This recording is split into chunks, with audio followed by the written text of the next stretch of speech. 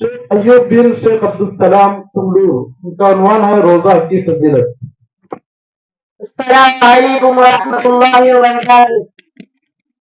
नहमदुहु व नसल्ली अला रसूलिल करीम, अम्मा बाद, फ़अऊज़ु बिल्लाहि मिनश शैतानिर रजीम, बिस्मिल्लाहिर रहमानिर रहीम। या अय्युहल्लज़ीना आमनू कुतिबा अलैकुमुस सियाम कमा कुतिबा अलल लज़ीना मिन क़ब्लिकुम लअल्लकुम तत्तक़ून। मोहतरम सदर साहिब, असातिज़ा इकराम, जिम्मेदारान मदरसा, मेहमानान आज़म और मेरे अजीज साथियों, आज की संजीवन में मेरी तकरीर का उन्वान है रोजे की अहमियत। मुसलमानों रोजा रखो माहे रमजान आया है, मुसलमानों रोजा रखो माहे रमजान आया है, खुदा की रहमत और बरकत अपने साथ लाया है। रोजा इस्लाम का चौथा अहम तरीन रुकन है जो अल्लाह ताला ने उम्मत मोहम्मदिया पर फर्ज फरमाया है। रोजा को अरबी में सौम कहते हैं, जिसके माने हैं इबादत की नीयत से सुबह सादिक से लेकर गुरूब आफ्ताब तक खाने पीने, औरतों से मुजामत और दूसरी रोजा तोड़ने वाली चीजों से अपने आप को रोके रखना। हर वो बालिग मर्द व औरत जो बीमार व मुसाफिर नहीं, इन तमाम पर रोजा रखना जरूरी करार दिया गया है। इरशाद रब्बानी है, या अय्युहल्लज़ीना आमनू कुतिबा अलैकुमुस सियाम कमा कुतिबा अलल लज़ीना मिन क़ब्लिकुम लअल्लकुम तत्तक़ून।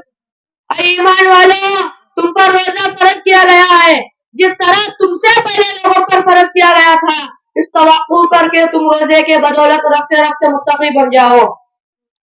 रसूल सल्लल्लाहु अलैहि वसल्लम ने फरमाया, फिल जन्नति समानियत अबवाब मिनहा बाबुन युसिम्मु रय्यान ला यदखुलु इल्ला साइमून। जन्नत में 8 दरवाजे हैं, इनमें से एक दरवाजे का नाम बाबू रय्यान है, जिससे सिर्फ इसमें रोजेदार दाखिल होंगे। एक जगह आप सल्लल्लाहु अलैहि वसल्लम ने फरमाया, वला खलूफु फमिस सोइम अतयब अल्लाह में रिहिल मिस्क। रोजेदार की मुंह की बदबू अल्लाह के नजदीक मुस्क के खुशबू से ज्यादा पसंदीदा है। मोहतरम हजरात, रोजा दरअसल खुदाए पाक की जानिब से आजिम तोहफा है जो बेशुमार फवाइद का हामिल है। जिस्मानी एतबार से रोजा जिस्म में पैदा होने वाली बहुत से बीमारियों को दूर करता है, मियादे की गलाजत को साफ करता है, अंतड़ियों की खराबी को दुरुस्त करता है। रोजा मोटापे और कोलेस्ट्रॉल का दुश्मन है। वही रोजा रूहानी एतबार से हमें सबक सिखाता है, बर्दाश्त की ताकत पैदा करता है, गुनाहों से बचने और इससे मुकाबला करने की सलाहियत बख्शता है। रोजा हमें तकवा परहेजगारी और नेकियों की राह दिखाता है। रोजा हमें अदल और मसावत का सबक देता है, रहम का जज्बा पैदा करता है, जबान और निगाह पर कंट्रोल करने का तरीका सिखाता है, भूखे प्यासे रहकर और नफसानी ख्वाहिशात व शहवानी लज्जात से बचने से एक गुनाह फरिश्तों जैसे आदत हासिल होती है। और खुदा की सिफत के वो ना खाता है ना पीता है, इसकी मशाबियत पैदा होती है जो यकीनन खुदा को बहुत पसंद है। यही वजह है कि हुजूर सल्लल्लाहु अलैहि वसल्लम ने अल्लाह ताला का इरशाद नक़ल किया है कि अस्सौमु ली व अना अजज़ी बि, रोजा मेरे लिए है और मैं ही इसका बदला देता हूँ। आखिर में अल्लाह ताला से दुआ है कि अल्लाह ताला हम सबको रोजा रखने की तौफीक अता फरमाए। आमीन। अस्सलामु अलैकुम व रहमतुल्लाहि व बरकातुहू। माशाअल्लाह, माह रमजान आ रहा, अभी से तैयारी कर लो रोजा रखने की। बच्चे ने बेहतरीन खिताब तकरीर की इस उन्वान पर। अल्हम्दुलिल्लाह 2300 रुपये तक इनके लिए इनाम जमा हुआ। अल्लाह जितने भी हजरात बच्चों की हिम्मत अफजाई कर रहे हैं सबको जज़ाए अता फरमाए। शेख मोहम्मद सिद्दीक बिन शेख मोहम्मद रफीक नंदी कपूर, इनका उन्वान है अज़ान की फजीलत। ये आएंगे अज़ान की फजीलत क्या है बताकर जाएंगे।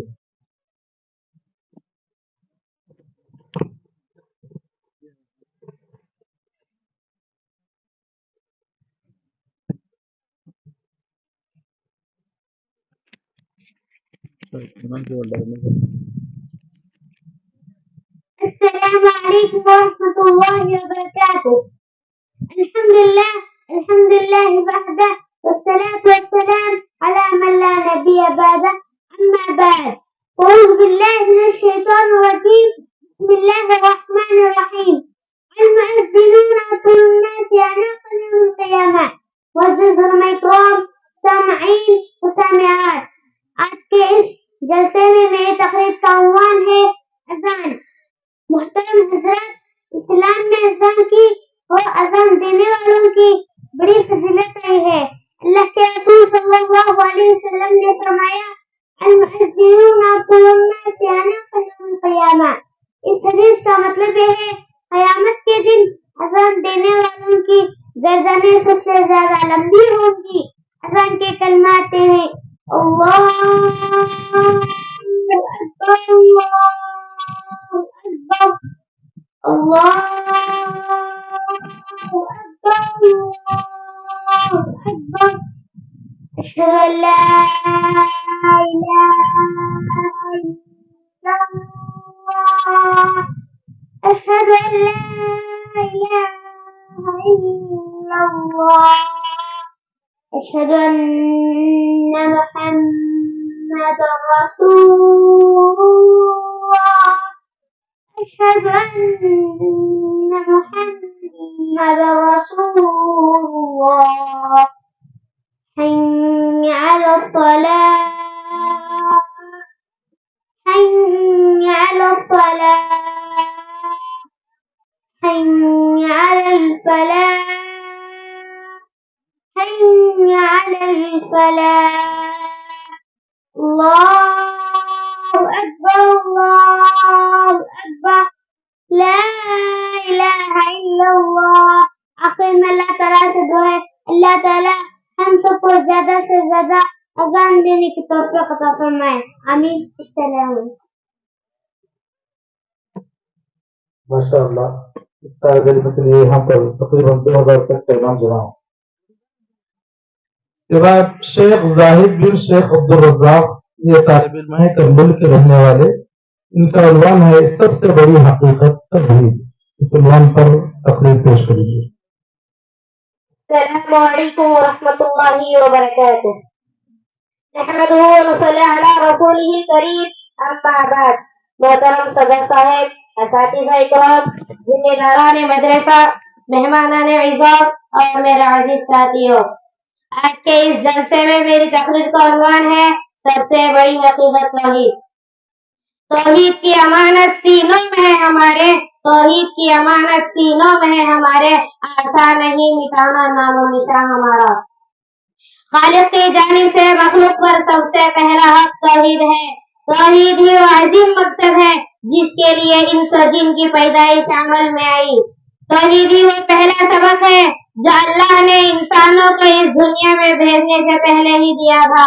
عالم ارواح میں دیے گئے توحید کے اس سبق کو یاد دلانے کے لیے اللہ تعالی نے ہر دور میں ہر قوم میں نبیوں اور رسولوں کو بھیجا جو انسانوں کو بھولا ہوا سبق یاد دلاتے رہے۔ وَلَقَدْ بَعَثْنَا فِي كُلِّ أُمَّةٍ رَسُولًا أَنِ اعْبُدُوا اللَّهَ وَاجْتَنِبُوا الطَّاغُوتَ۔ محترم سامعین، آپ کا مرکزی موضوع توحید تھا۔ آپ صلی اللہ علیہ وسلم لوگوں سے کہا کرتے تھے قولوا لا الہ الا اللہ تفلحوا، لوگوں لا الہ الا اللہ کا اقرار کرو، کامیاب ہو جاؤ گے۔ قرآن کی ابتدا و انتہا اسی توحید پر ہے۔ دین اسلام کی بنیاد توحید ہے۔ سب سے پہلا فریضہ توحید ہے۔ کافر اور مسلمانوں کے درمیان فرق کرنے والی چیز توحید ہے۔ توحید ہی وہ چیز ہے، اگر ہے تو تمام نیکیاں قبول ہوگی، اگر توحید نہیں ہے تو اللہ کے دربار میں کوئی نیکی قبول نہیں ہوگی۔ محترم سامعین، توحید کے بڑے فائدے ہیں۔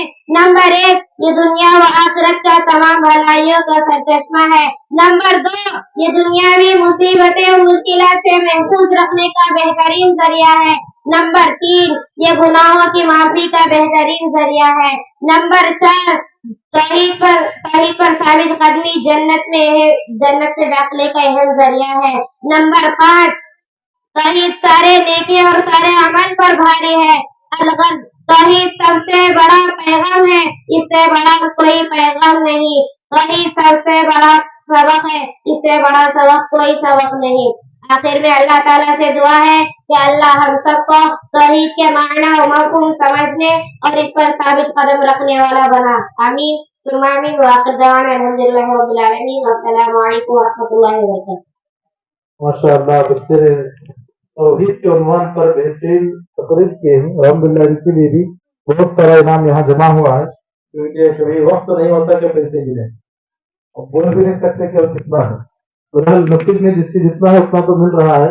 اللہ تبارک شیخ صادق بن کے محمد یہ طالب علم جو ہے انشاءاللہ آپ کے سامنے قرآن کی فضیلت پر تقریر کریے اور یہ ایم نور کے رہنے والے ہیں.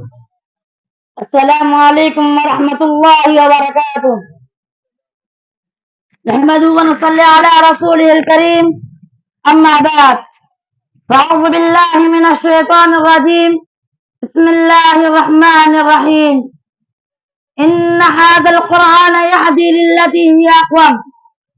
محترم صدر صاحب، اساتذہ اکرام، ذمہ داران مدرسہ اور میرے عزیز ساتھیوں، آج کی سنجمن میں آج کی جلسے میں تقریر کا عنوان ہے قرآن کی فضیلت. سامعین کرام، قرآن کریم دنیا کی مقدس ترین کتاب ہے جسے اللہ تعالیٰ نے اپنی آخری پیغمبر پر آخری کتاب کی شکل میں نازل فرمایا. قرآن کریم سے پہلے دنیا کی جو حالت تھی وہ ناقابل بیان ہے، لیکن یہ قرآن پاک کا ہی معجزہ تھا کہ اسی کے آتے ہی دنیا میں انقلاب آ گیا.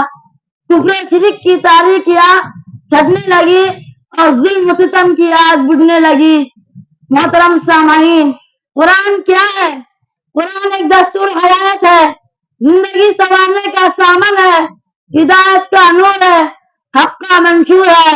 قرآن کے آ گیا، عالم میں ایک انقلاب رونما ہو گیا. قرآن نے شہر بدل دیا، منزل بدل ڈالی، معیشت بدل ڈالی، معاشیت کو ایک نیا رخ دیا، سماج کو پاکیزی سکھائی، زمانے سے خرابیوں کو پاک کیا، انسانی ذہنیت تربیت کی. قرآن آیت اور ڈاکے ڈالنے والے ریبر ہو گئے، قاتل جان کا محفوظ بن گیا، ظالم رحم دل بن گئے، بزدل ہمت والے بن گئے، مدعو داعی بن گیا. جو قطرہ تھا وہ سمندر بن گیا، جو پیاسا تھا وہ ساقی بن گیا، جو جاہل تھا وہ عالم بن گیا، اور جو لوہا تھا وہ پارس بن گیا. محترم سامعین، قرآن مقدس کتاب ہے جس کی عظمت و برکت اندازہ نہیں لگا جا سکتے. قرآن ہی برکت ہے جس نے حضرت ابوبکر صدیق کو اکبر بنا دیا، حضرت عمر کو فاروق اعظم بنا دیا، حضرت عثمان غنی کو ذو النورین بنا دیا، حضرت علی کو مرتضی اور حیدر کرار بنا دیا، صحابہ اکرام رضی اللہ عنہ کعب مصر مخاطب بنا دیا. خلاصہ یہ ہے کہ جو قوم بھی قرآن سے جڑی وہ قوم مقدس ہو گئی، جو لوگ بھی قرآن پر چلے وہ لوگوں کا پسندیدہ بن گئے. اسی لیے تو حضور صلی اللہ علیہ وسلم نے فرمایا ان اللہ یرفع بہذا الکتاب اقوام ویضع بآخرین، یعنی اللہ تعالیٰ اس کتاب کے ذریعے بعض قوم کی بلندی عطا فرماتا ہے اور بہت سو ذلیل وہ سوا کر دیتا ہے. محترم سامعین، ہمارا ایمان ہے دنیا میں قرآن مجید جیسی کوئی کتاب ہے نا، کوئی اس کا مقابلہ نہیں کر سکتا ہے. قرآن کی ایک صورت تو کیا ایک آیت بھی بنا کر نہیں لا سکتے. قرآن کا چیلنج کل بھی تھا اور آج بھی ہے اور قیامت تک باقی رہے گا. جس طرح رب کے زماندوں قرآن کے فصاحت و بلاغت کے سامنے گھٹنے ٹیک دے، قیامت تک ہر کوئی قرآن کے سامنے عاجز و بے بس ہوتا رہے گا. مگر بڑی افسوس کی بات ہے کہ ہم مسلمانوں نے قرآن کے ساتھ جو ظلم کیا ہے وہ دنیا میں کسی کتاب کے ساتھ نہیں کیا. وہ قرآن جو دل مومن کے نور بن کر آیا تھا، جو قبر کا چراغ تھا، جو کتاب ہدایت تھی، ہم نے اس پر چلنے کے بجائے فقط اسے ثواب اور مردوں کی بخشش کتاب بنا دیا. زندگی میں اتارنے کے بجائے بیٹیوں کی رخصتی وقت سر پر سایہ کرنے کتاب بنا دیا، جبکہ زندگی کی کتاب تھی، ایک ہدایت کی کتاب تھی، یہ دستور حیات تھا. لہذا میرے بھائیوں، اس کی عظمت کو پہچانو، اس کی قیمت کو سمجھو اور خالی چمنے کے بجائے دل اور نگاہ بساؤ، تب کئی بات بنے گی. بہت آسان سودا ہے تمہارے واسطے انظر، بہت آسان سودا ہے تمہارے واسطے انظر، جو تیری زندگی قرآن پر قربان ہو جائے. آخر میں اللہ تعالیٰ سے دعا ہے کہ اللہ تعالیٰ ہم سب کو زیادہ سے زیادہ قرآن پڑھنے کی توفیق عطا فرما.